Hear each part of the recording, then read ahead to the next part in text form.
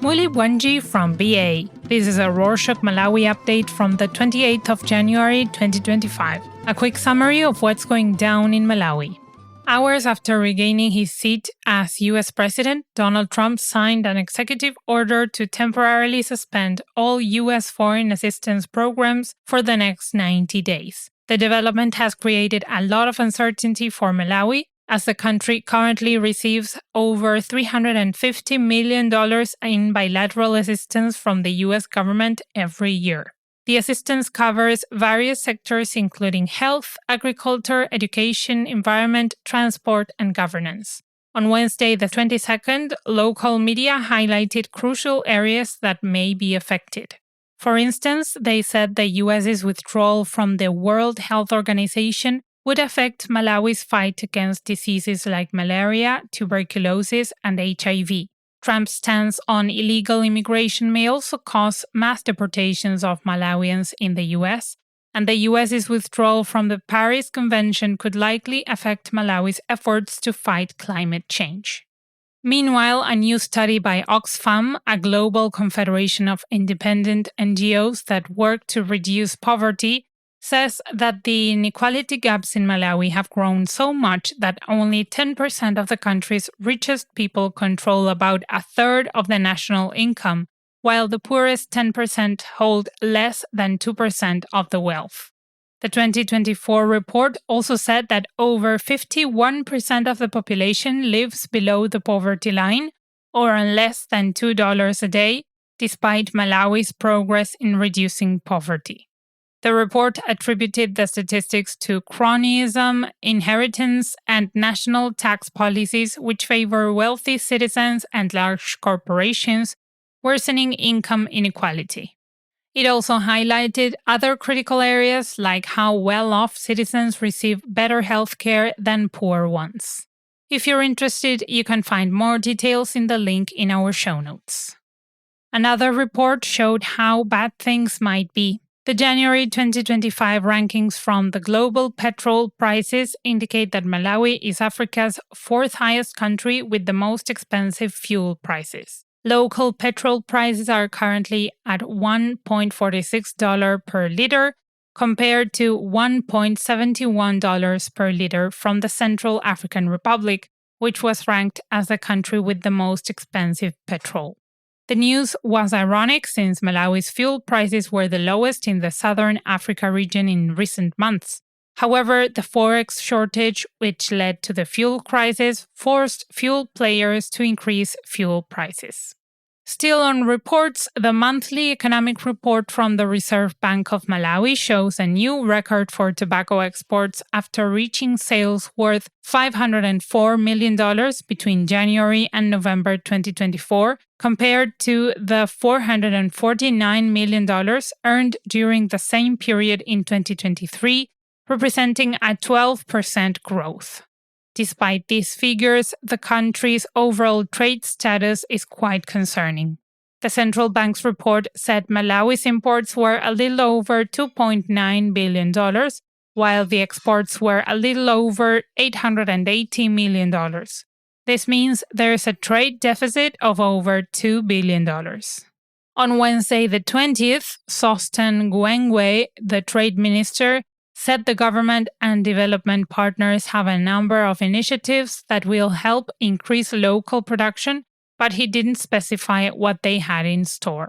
In our last episode, we reported that Vito Mbikomumba, the labor minister, closed several companies for not being compliant with labor laws. Now he wants all companies that have expatriates to submit reports to his ministry. During an interview on Friday the 24th, Mumba said the company's reports should include the expatriates' qualifications, job descriptions, resumes, and visas so that the ministry can confirm whether the jobs being taken up by expatriates cannot be done by Malawians. He said that his inspection visits revealed that a lot of foreign investors employ expatriates for jobs that Malawians can do, while citizens are exploited for cheap labor. He believes hiring more Malawians would fix the country's unemployment issues. On to development news. Malawi Airlines unveiled its plans to start flying to Mzuzu and Kalonga districts in the northern region in the first half of this year. Currently, the company only operates from Blantyre in the southern region to Lilongwe in the central region and vice versa. On Sunday, the 26th, Moses Chikalipo, the Malawi Airlines spokesperson, said their partner, Airport Development Limited, has been working on the airports and will be done this month. Some users on social media welcomed the development, saying it will help address the long-standing issue of limited travel options to the northern region. The shortest drive to the northern region is 4 hours, while the longest is nearly 10 hours long. Meanwhile, the government has resolved to protect Zomba Mountain in the southern region. In our last episode, we mentioned that several locals on social media were worried about Zomba Mountain after a video hinted that illegal tree cutting might be happening there. On Tuesday, the 28th, Owen Chomanika, the Minister of Natural Resources and Climate Change, confirmed that illegal tree harvest is an organized crime that is rampant on the mountain, but said the ministry would be deploying some soldiers from the Malawi Defense Force to patrol and protect it. He said the forest was initially protected by forestry rangers, but some of them were killed in 2024 by illegal sawyers. In trending news, a local paper, The Nation, found out that Brigadier General Charles Kalumo, the former director of the Department of Immigration and Citizenship Services, is still on the government's payroll despite the High Court annulling his appointment in June 2024 because it was illegal and unconstitutional.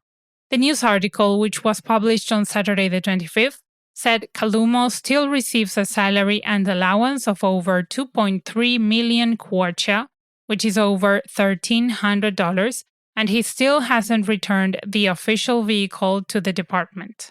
Local media tried to speak to several authorities, including the department's spokesperson, the Office of the President and Cabinet, the Attorney General, and the Ministry of Justice, but none gave any substantial comments. In this very sad update, Zinthenga Banda, the Director of Political Affairs in the Malawi Congress Party, or MCP, was found dead on Monday the 27th. Banda was reported missing on Monday the 20th after visiting an estate to collect sugarcane and cocoa. Edward Kabanga, the spokesperson for the Southeast Police Region, said they found his body in a decomposed state in a sugarcane field behind Comfortsea Plantation in Tiolo in the southern region. He said Banda's body had multiple cuts on the back, but they are yet to conduct a post-mortem to find out how he died. Meanwhile, Richard Chimwendo Banda, the Secretary General of the MCP, said the party strongly suspects political violence. On another note, 3 Malawi Defense Force soldiers died while supporting the Democratic Republic of Congo in its war against the M23 rebel group, which seeks to take control of Congolese territories that are rich in minerals like gold. On Saturday the 25th, Major Emmanuel Mleilemba, the spokesperson for the Defense Force, said the deceased were deployed under the Southern African Development Community mission in the Democratic Republic of Congo. He said they would release more details, like the names of the soldiers and where they were deployed to, in due time, since the war has escalated. In cultural news, the submissions for the Chakwera Music Challenge will close on Tuesday the 28th. Last year, Vitumbiko Mumba, the Minister of Labour, introduced the contest called Dolo Kwambiri Arma Votera Chakwera, which means geniuses vote for Chakwera. However, the competition was put into question as it could be a political stunt for President Chakwera ahead of this year's presidential elections, but its organizers said it's just a music competition that will promote creativity in the country. A statement that the organizers released on Tuesday the 14th said that the judges will shortlist the top 15 songs next month, and then the public will vote for their favorite song. The top 5 musicians with the most votes will walk away with 5 million kwacha, which is nearly $2,900. More artists will receive some cash after the Copyright Society of Malawi, or COSOMA, distributes blank media levies on Wednesday the 29th. A blank media levy is a type of tax that compensates artists for the potential royalties they lose when people copy or use their work for personal use without paying for it. When queried by local media on Wednesday the 22nd, COSOMA authorities said they collected data through a survey that they conducted alongside some local producers last November. Many people, artists included, don't seem to understand how the blank media levy works. So on Wednesday the 22nd, COSOMA met with the Film Association of Malawi to address and resolve misunderstandings about the upcoming distribution. And that's it for this week. Thank you for joining us. Just a quick reminder before we leave. Subscribing to the Rorschach Malawi update is completely free. That's right, whether you listen on Spotify, Apple Podcasts, Amazon, or YouTube, hitting that subscribe button won't cost you a thing. Subscribing is one of the best ways to support us and ensure you never miss an episode. So if you haven't already, go ahead and subscribe today. And as always, if you need help, feel free to contact us at info@rorschach.com. Bitani, we know.